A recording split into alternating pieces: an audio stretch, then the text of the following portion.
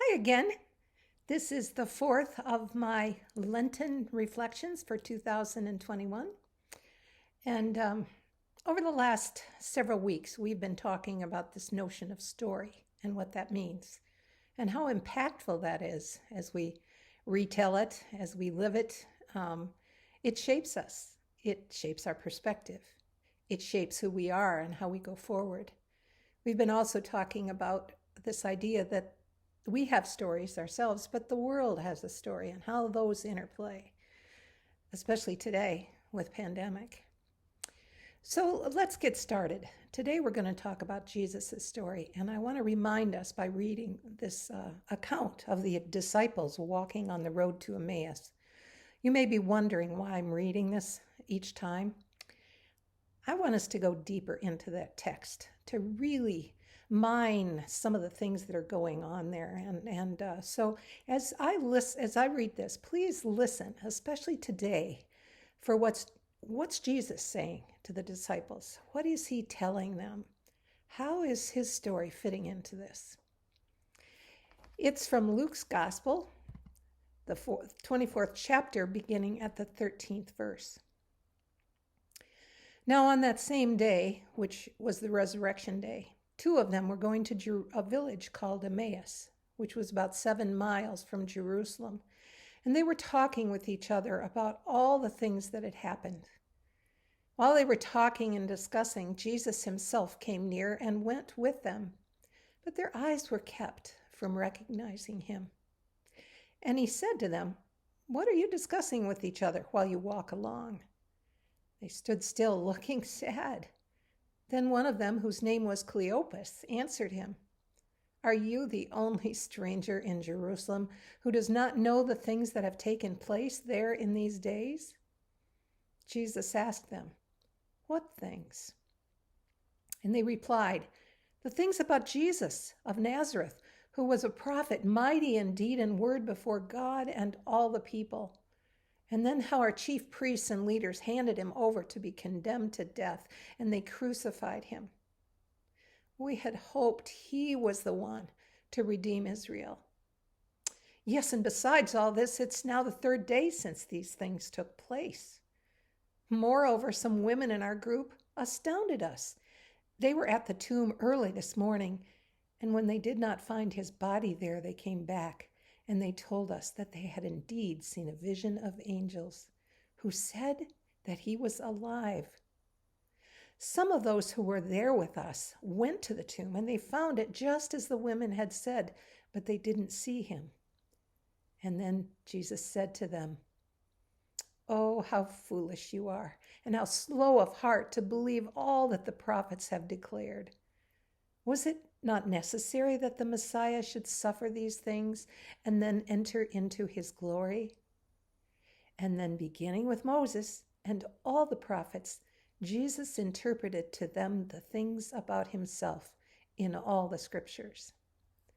As they came near the village to which they were going, Jesus walked ahead as if he were going on. But they urged him strongly, saying, "Stay with us, because it's almost evening and the day is now nearly over." So Jesus went in to stay with them. When he was at the table with them, he took bread, blessed and broke it, and gave it to them. And then their eyes were opened, and they recognized him, and he vanished from their sight. They said to each other, "Were not our hearts burning within us while he was talking on the road to us, while he was opening the scriptures to us?" That same hour they got up and returned to Jerusalem, and they found the 11 and their companions gathering together. They were saying, "The Lord has risen indeed, and he has appeared to Simon." And then they told what had happened on the road and how he had been made known to them in the breaking of the bread. This is the gospel of the Lord. So, as we open that story again, as we start thinking about these 3 walking on the road to Emmaus, and we reach a point where the disciples have told Jesus everything about what was going on, and as if Jesus didn't know. But I think Jesus wanted them to expound on what was going on in them and the world first before he started telling his story. But then he did. And he started recounting all of Scripture, way back in the prophets, which these two certainly had heard. They knew the prophets, but Jesus told them again. I wonder if we aren't kind of like those two on the road, that we don't go back all the time. We don't mind the prophets. We don't think about what was the stage that was set for Jesus' coming. We know a few things. You can count on the fingers of one hand. Jesus was born in Bethlehem. Jesus walked around talking about God and good things.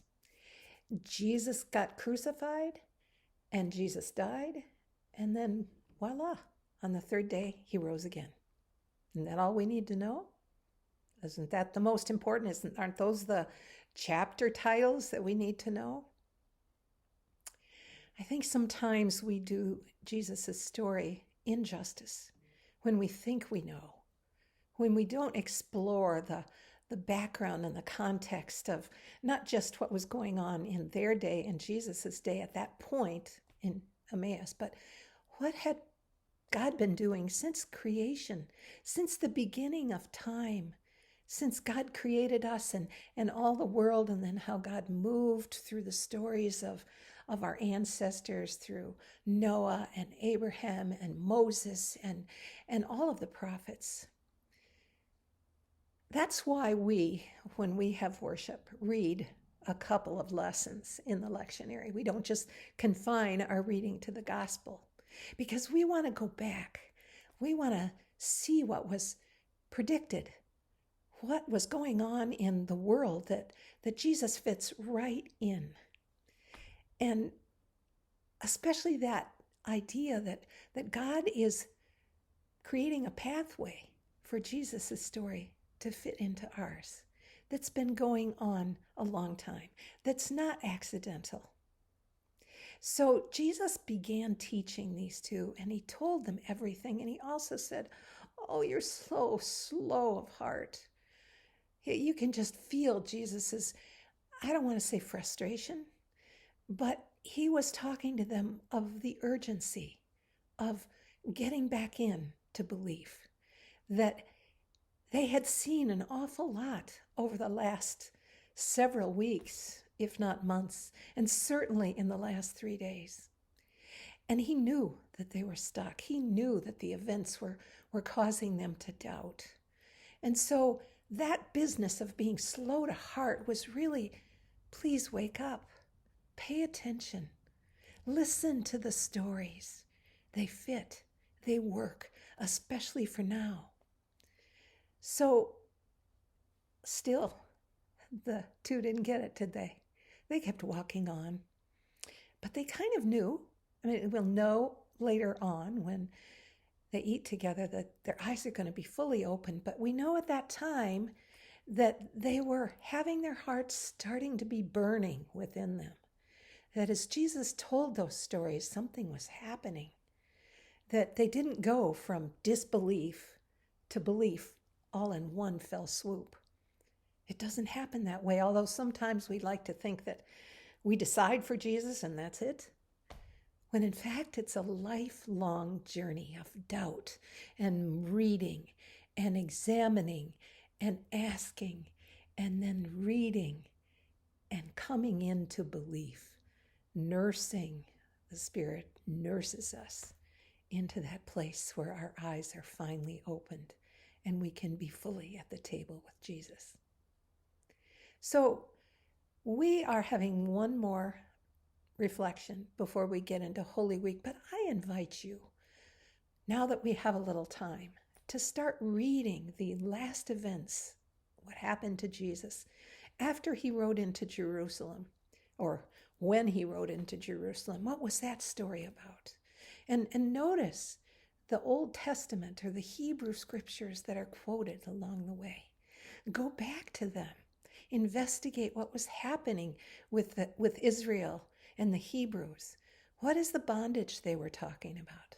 How does that fit into our situation today? And most of all, allow yourself to think how Jesus' story fits in, and allow yourself the feeling of hearts burning within us. Thanks be to God.